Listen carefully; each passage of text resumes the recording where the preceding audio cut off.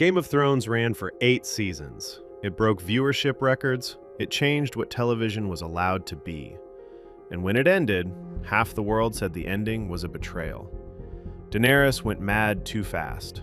Bran becoming king made no sense. The whole final season was a disaster. You've heard it 1,000 times. Here's what I think. The people who hated the ending were watching the wrong show. Not because the final season was flawless, it wasn't, but because the ending made perfect sense if you understood what George R.R. Martin was actually writing from the very first episode. And if you missed it, you've spent 8 seasons rooting for characters in a story that was never going to reward what you were rooting for. Welcome back to Spy Dogs. I'm Matt. Today we're opening the case file on the most misread story in television history.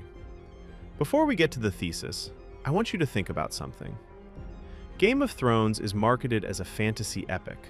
Dragons, magic, a chosen hero, an iron throne that belongs to whoever has the rightful claim. That's the surface.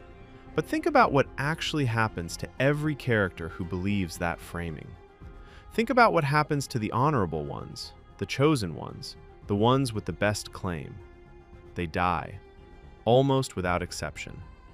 And in our view, that's not an accident. It's the thesis. George R.R. Martin didn't write a fantasy story. He wrote a political science textbook wrapped in dragons. And his argument, stated in blood across 8 seasons, is this. Westeros doesn't reward heroism, honor, or destiny. It rewards whoever understands what power actually is. 3 characters prove it, and together they tell you everything Martin was really saying. The first revelation is Ned Stark, and the most common reading of his death is wrong. The standard take is that Cersei and Joffrey killed Ned. He was a good man betrayed by bad people in a cruel world. That reading lets us off the hook. In our view, it's the wrong lesson. Ned Stark had the information, the allies, and the opportunity to survive. He chose not to use any of them in the way Westeros required. He warned Cersei because honor demanded it. He trusted Joffrey's mercy because that's what honorable men do. He confessed a crime he didn't believe in committing to save his daughters. Every decision was the right one, in a world that ran on the rules Ned believed in. But Westeros doesn't run on those rules. And Martin was telling us that from the moment the Starks found the direwolves. Ned wasn't killed by Cersei.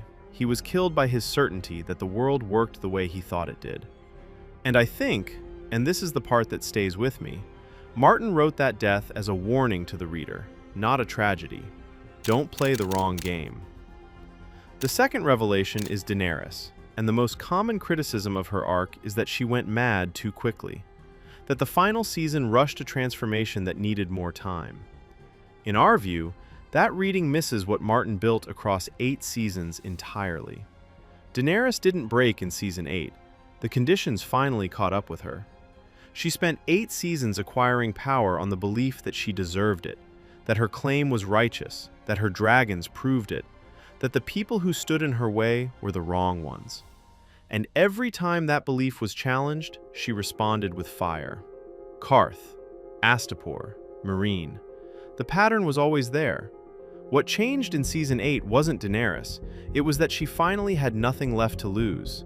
And we finally had to watch what she always was when the restraints came off. Martin's thesis with Daenerys isn't power corrupts, it's something more specific.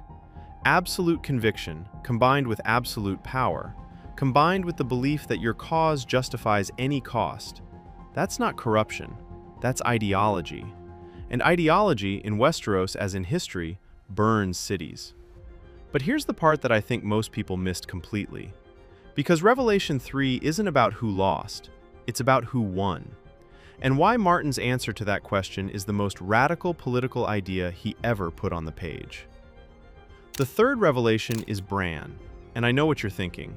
Bran becoming king is the moment most people point to as proof the ending collapsed. He did nothing. He wanted nothing. He sat in a wheelchair and stared into the distance for 3 seasons. How does that person end up on the Iron Throne? In our view, that's exactly why. Martin spent 8 seasons showing you what happens when ambitious people get power. Ned's honor kills him. Robb's love kills him. Cersei's paranoia destroys everything she built. Daenerys' conviction burns a city. The pattern is consistent.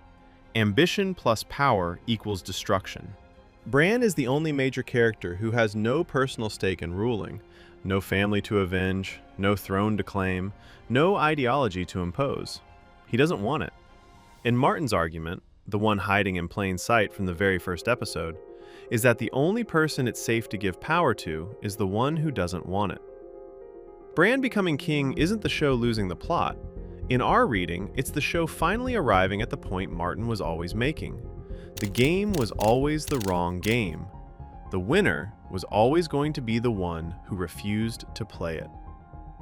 Here's what Game of Thrones is really about. Not dragons, not the Iron Throne, not who deserves to rule. It's about a world that keeps producing the same disaster, giving power to people who want it, and asking whether there's any way out of that cycle. The Iron Throne doesn't survive the story. Drogon melts it. The thing everyone fought and died and burned for? Gone. And in our view, that's not a coincidence or a dramatic flourish. That's Martin's answer. The throne itself was the problem, not who sat on it. The game was the problem, not who played it best. Ned Stark played the right game in the wrong world. Daenerys played the right game too hard. And Bran, the boy who fell from a window and lost everything that made him who he was, ended up with what was left. Not because he deserved it, not because he was destined. Because in a world that breaks everyone who wants power, he was the only one the world couldn't break. Martin didn't write a story about who wins the game. He wrote a story about why the game was always unwinnable. And 8 seasons later, I'm not sure anyone has fully heard him yet. Did the ending make sense to you? Or do you still think it was a betrayal? And here's the harder question. If Martin's right that power corrupts everyone who wants it, does that mean the story never had a good ending available? Drop your take in the comments. I genuinely don't know the answer. Subscribe and hit the bell. Prestige TV Decoded is our series going deep on the shows that changed television. And if you haven't seen our breakdown of why Breaking Bad and Better Call Saul are the same story, that video is in the end screen right now. Martin and Gilligan were asking the same question, just in different worlds.